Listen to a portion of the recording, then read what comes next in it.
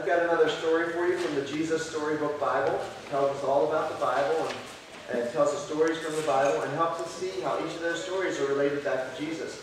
Now this is actually one that I've read to you before, but it really ties in with the sermon that I'm going to be talking with your parents about, so I thought it would be a good story for us today. And I want to see, after I'm done reading it, I'm going to ask you how many of you remember this story, and I want to see by show of hands how many of you remember it, okay? So listen very carefully and tell me at the end if you remember it. This is called The Little Servant Girl and the Proud General. Naaman was a very important man in a very important army of a very important country. So you see, he was a very, very important person. But Naaman was sick. He had leprosy, which is a nasty thing that stops you from feeling anything. You don't feel a thing. Bits of you fall off and you don't even notice. Like you get your finger smashed or your toe bashed. Now it might sound a little silly or funny, but it wasn't. And Naaman certainly wasn't laughing. He was very sad. There was no cure, and it never, ever went away. And in the end, it killed you. Naaman needed help. Now, there was a little servant girl who worked for Naaman, and she knew someone who could help him. But there was a problem. Naaman was her enemy. Not long before, Naaman had led an army raid on her home in Israel, and he had killed her whole family and carried her off as a prisoner and made her a slave. Every night she cried and cried. She had lost everything. Why would she, of all people, want to help Naaman? Didn't she hate him and want to hurt him back for all he did?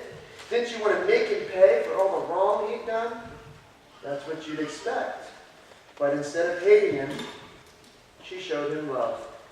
Instead of hurting him back, she forgave him. I want Naaman to get well, she said to her mistress. There's a man in Israel called Elisha who can heal him. I'll go, said Naaman, loading up his wagon and putting on his flashing armor. And look at him going there. See him in the chariot? But I'm going to go to the palace. You see who he's waving to? Who's he waving to? The king, that's right. I'll go to the palace because that's where someone who's very important like me goes to get healed. So he hurried off and he went to Israel. He went straight up to the king and he walked into the palace room and the throne room and he said, "My healing, please." Well, the king was very scared. He said, I can do lots of things, but only God can heal. And so the king was afraid that Naaman was going to bring his army and punish him for not healing him. But just then, a message arrived from Elisha, God's prophet, saying, "Send Naaman here." Now, how do you think Elisha knew that Naaman was there? He was a prophet. God told him. God tells prophets all sorts of things. And God told Elisha that Naaman was there and wanted him to come and see him. So Naaman hurried off to Elisha's house. But Elisha didn't even come out to greet him. He just sent a servant out instead. Naaman thought to himself, doesn't Elisha realize who I am and how important I am? But what the servant said next made him even angrier. The servant came out to Naaman and said, "Wash in there." Just wash? Naaman laughed. It's a slimy and stinky river. He looked around to see if it was some kind of joke, but it wasn't. He said, "Any person can wash in a river. I'm Naaman. I am important. I should do something important so God will heal me." And he rode off in a rage. Of course, you and I both know that's not how God does things. All Naaman needed was nothing at all. It was the one thing that he didn't have. God knew that Naaman was even sicker on the inside than he was on the outside.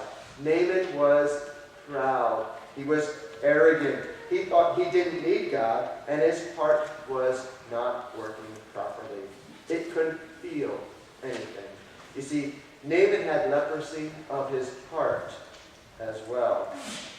But God was going to heal not only Naaman's skin, he was going to heal Naaman's heart and his pride. So Naaman finally agreed to to wash in the river, and instantly his skin became smooth like a baby's skin, like brand new skin, like soft skin, like wonderful, smooth skin. And Naaman was very happy about that. Can you imagine that? He could feel again, and his skin was beautiful, and he was healthy. Naaman wanted to pay Elisha.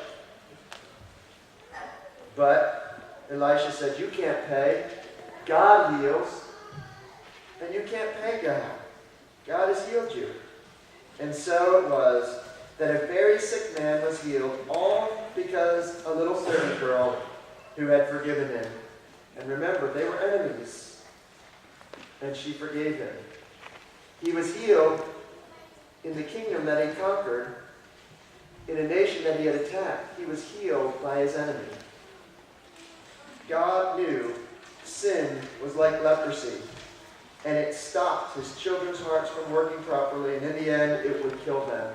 And so years later, God was going to send another servant to forgive, just as that servant had, the enemies who hate him.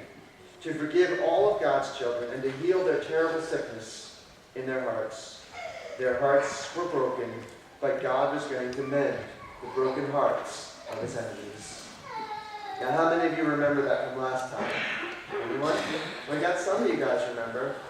And isn't that wonderful that God heals our broken hearts and cures us from our sin and brings us with new skin and new life into his presence? That's a pretty amazing thought, isn't it? Do you think we should thank him for that? Do you think so? I think so too. Why don't we pray?